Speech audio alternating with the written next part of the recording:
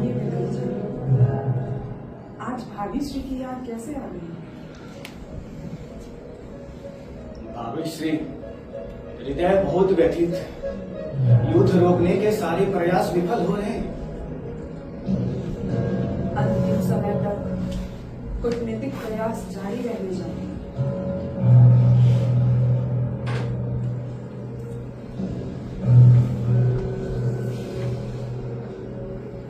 सबसे ज्यादा डर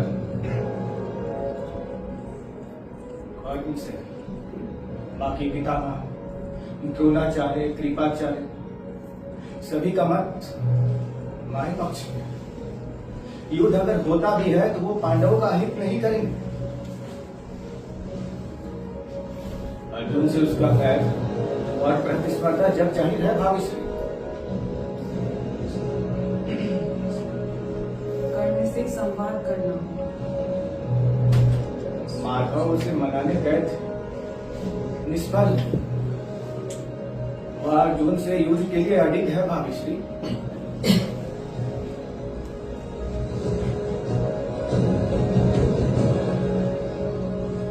मैं स्वयं जाऊंगी उसे मनाने। मेरे जाने का प्रबंध करें। कैसी आगे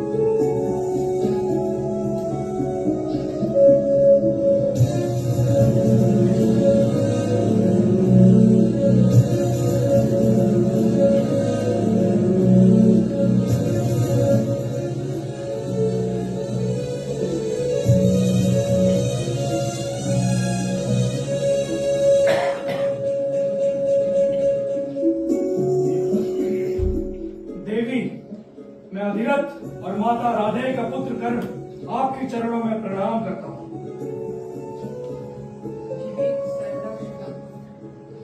आयुष्मान।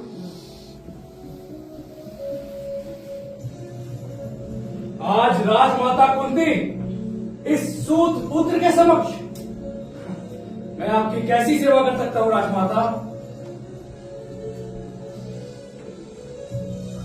माता अपने पुत्र से लेने नहीं आ सकती कर्ण। मैं कुछ समझा नहीं राजमाता। मैं तो एक सूत पुत्र हूँ, एक सूत पुत्र हूँ महारानी कुंती। नहीं कर्ण, तुम सूत पुत्र नहीं हो, तुम कुंती पुत्र हो। तुम कौंतेय हो, तुम राजपुत्र हो। तुम मेरे ज्येष्ठ पुत्र हो कर्ण। अहो, आज तो मेरा हृदय प्रसन्न हुआ। इतने वर्षों पश्चात राजमाता को उनके बेटे की याद आई।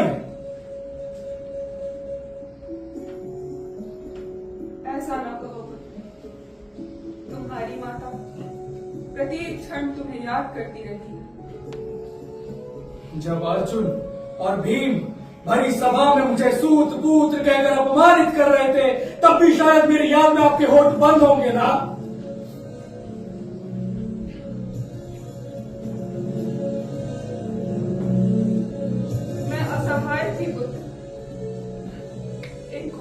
कन्या का गर्भवती होना कितना भर्त्सना योग्य और अपमानजनक होता है। उससे भी भर्त्सना योग्य कार्य होता है एक शिशु को, एक अबोध बालक को सरिता में बहा देना राजमाता कुंती। बीती स्मृतियों का स्मरण कराकर मुझे आप करो पुत्र। अहो, आपको तो स्मृतियों से ही कष्ट हो रहा है, किंतु ये सारी स्मृतियां वर्षों से मेरे हृदय में बिंधे हैं राजमाता। इस अभागन की स्थिति से अवगत हो पुत्र। आपके आगमन का प्रयोजन जान सकता हूं राजमाता?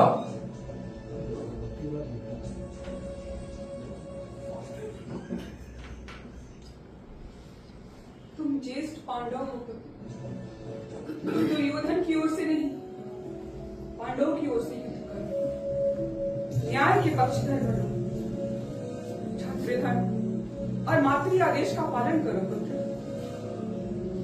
आपने मुझे शिशु अवस्था में इस सरिता में बहा दिया, मेरे अधिकारों को छीन कर पांडवों को दे दिए, मेरे क्षत्रिय कुल को सूत कुल में बदल दिया। इतने अन्यायों के पर्यंत आप मुझसे न्याय की अपेक्षा रखती है राजमाता?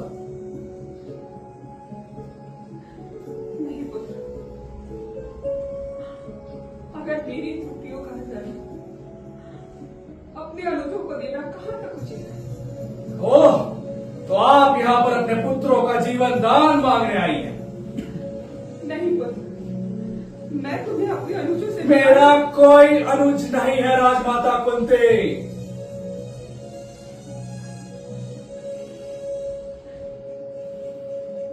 मेरी मृत्यु से अगर तुम्हारे हृदय की पीड़ा कम होती है तो मैं प्रस्तुत हूं पुत्र।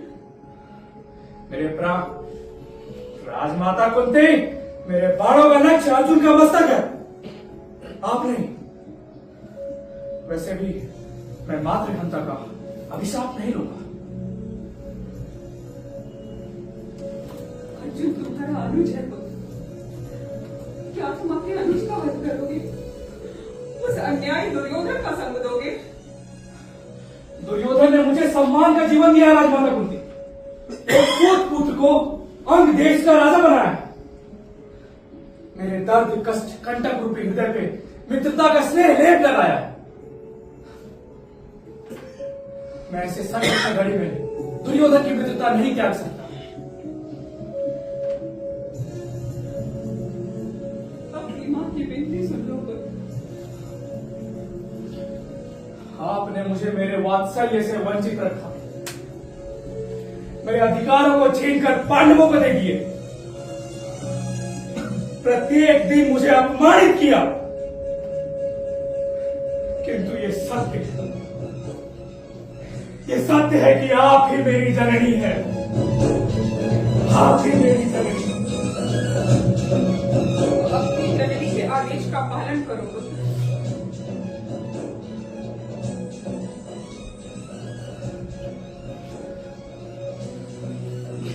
यह असंभव है राजमाता कुंती, असंभव। तो क्या अपनी माता को अपने द्वार से खाली हाथ लौटाओगे पुत्र? कर्ण के द्वार से आज तक कोई रिक्त हस्त नहीं लौटा है। तो क्या तुम पांडवों के पक्ष से युद्ध करने के लिए तैयार हो? मैं तुम्हें वचन देती हूँ, इस साम्राज्य की गद्दी पर तुम्हारा अभिषेक होगा। असंभव, असंभव। ऐसे असंख्य साम्राज्य मेरे और दुर्योधन की मित्रता पर न्यौछावर है राजमाता कुंती, किंतु आप मुझसे कुछ मांगने आई हैं, तो मैं आपको रिक्त हस्त नहीं लौटाऊंगा। मान जाओ पुत्र, अपनी माता को निराश मत करो। हे माते, मैं आपको वचन देता हूं, युद्ध भूमि में अर्जुन को छोड़कर आपके शेष 4 पुत्रों का हनन मैं नहीं करूंगा। क्या अर्जुन और अपने युद्ध का परिणाम ज्ञात है तुम्हें? ज्ञात है राजमाता, ज्ञात है। या तो मेरे बाण अर्जुन का मस्तक भेदेंगे, या फिर अर्जुन के बाणों से मुझे वीर गति प्राप्त होगी। दोनों ही स्थितियों में मेरे एक पुत्र की मृत्यु असंभावी है। ये कष्ट तो आपको भोगना पड़ेगा राजमाता कुंती।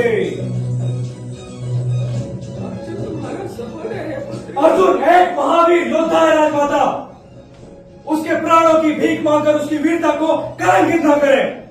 मैं वचन देता हूं, रणभूमि में या तो मुझे मृत्यु प्राप्त होगी या फिर अर्जुन को, किंतु आपके 5 पुत्र जीवित रहेंगे।